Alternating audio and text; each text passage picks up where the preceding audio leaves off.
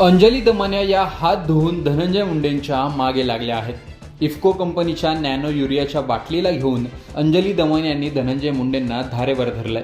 बाटलीची किंमत कमी असताना जास्त दरात खरेदी झाली असा अंजली दमानिया यांचा थोडक्यात आरोप आहे।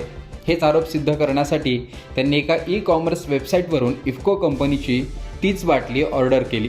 ॲग्रीबिग्री या वेबसाईटवर इफ्को कंपनीच्या नॅनो युरियाच्या 500 मिलीलिटरच्या 20 बाटल्या अंजली दमानिया यांनी ऑर्डर केल्या होत्या। 1848 रुपयांची ही ऑर्डर होती। त्याप्रमाणे ॲग्रीबिग्री या वेबसाईटवर 92 रुपयांच्या आसपास एक बॉटलची किंमत होती। अंजली दमानिया यांनी जेव्हा नॅनो युरिया खरेदीचा आरोप केला तेव्हा मुंडेंच्या अध्यक्षतेखाली जे टेंडर काढलं गेलं ती बॉटल 220 रुपयात विकत घेतली गेली, तर सिंगल बॉटल बाजारात 92 रुपयाला मिळते। पण मुंडेंनी 19,68,408 बॉटल या 220 रुपयांनी घेतल्या, म्हणजेच दुपटीपेक्षा जास्त किमतीने बॉटल्स घेतल्या असा आरोप अंजली दमानिया यांनी केला होता।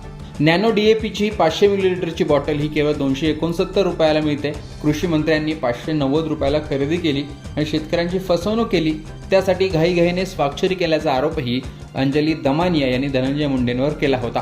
हाच आरोप सिद्ध करण्यासाठी दमानिया यांनी ॲग्रीबिग्री वेबसाईटवरून या बॉटल्स ऑर्डर केल्या होत्या। ही ऑर्डर स्वीकारली गेली, पैसेही घेतले गेले, ऑर्डर देखील पॅक होऊन निघाली, पण ही ऑर्डर पोहोचण्याआधीच परत घेतली गेली। त्यावरून अंजली दमानिया यांनी ट्विट करत, मी मंत्री धनंजय मुंडे यांचा कृषी घोटाळा सिद्ध करण्यासाठी नॅनो युरिया आणि नॅनो DAP हे पैसे भरून ऑनलाईन मागवले, ती डिलिव्हरी इफ्कोला सांगून थांबवण्यात आली असा सवाल उपस्थित करत ही ऑर्डर परत जाण्यामागे पुन्हा अप्रत्यक्षपणे त्यांनी मुंडेंकडेच बोट दाखवलं। त्यावर इफ्कोकडून एक पत्र काढण्यात आलं आणि याबाबत खुलासा करण्यात आला। इफ्कोकडून कोणत्याही ई-कॉमर्स प्लॅटफॉर्मला आपली उत्पादनं विकण्याची परवानगी दिलेली नाही। या अनधिकृत ऑनलाईन प्लॅटफॉर्मवरून केलेल्या खरेदी पूर्णतः खरेदीदाराच्या स्वतःच्या जोखमीवर आणि जबाबदारीवर आहेत। हे प्लॅटफॉर्म खरेदीदारांना फसवतात, गैरवाजवी किंमत आकारतात आणि रद्द झालेली उत्पादने विकतात। ऑनलाईन खत विक्री नियमांनुसार इफ्कोच्या उत्पादनांची FCO परवाना किंवा इफ्कोकडून अनिवार्य असलेला O फॉर्म नसलेल्या कोणत्याही विक्री केल्यास त्या संस्थेविरुद्ध कायदेशीर कारवाई करण्यात येईल। केवळ इफ्कोद्वारे अधिकृत केलेले किरकोळ विक्रेतेच इफ्को उत्पादने विकू शकतात। नॅनो खतांच्या सर्व इफ्को उत्पादनाच्या अधिकृत किमती आमच्या अधिकृत वेबसाईटवर उपलब्ध आहेत। इफ्कोने सर्वांना फसव्या उपक्रमांबाबत सावधगिरी बाळगण्याचा सल्ला दिला आहे।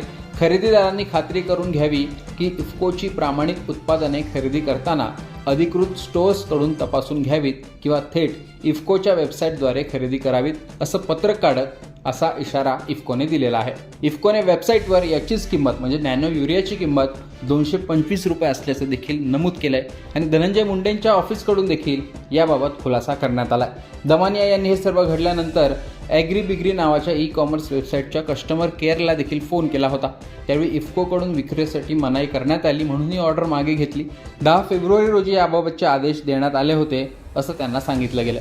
त्यावरूनच दमानिया यांनी हा पुरावा असल्याचं सांगत ही ऑर्डर मागे जाण्याबाबतही षडयंत्र असल्याचाच आरोप केला। त्यामुळे दमानिया यांनी जी बाटली कमी किमतीत घेऊन पुरावा म्हणून त्या दाखवणार होत्या तीच त्यांना न मिळाल्यामुळे दमानिया यांचा पुरावा मागे गेल्याची चर्चा आहे। मात्र याआधी इफ्कोने अशी काही कारवाई केली होती का, की आताच इफ्कोला अशी कारवाई करावी वाटली, ती का करावी वाटली अशी देखील चर्चा होते। एकूणच इफ्कोने केलेली ही कारवाई म्हणा किंवा हे काढलेलं पत्रक म्हणा आणि दमानिया यांची ऑर्डर जो काही पुरावा म्हणून ते दाखवणार होत्या ते मागे गेल्याने या गोष्टीची चर्चा होते। याविषयी तुमचं मत कमेंट बॉक्समध्ये सांगा। लोकमतचं YouTube चॅनल सबस्क्राईब केलं नसेल तर आठवणीने सबस्क्राईब करा।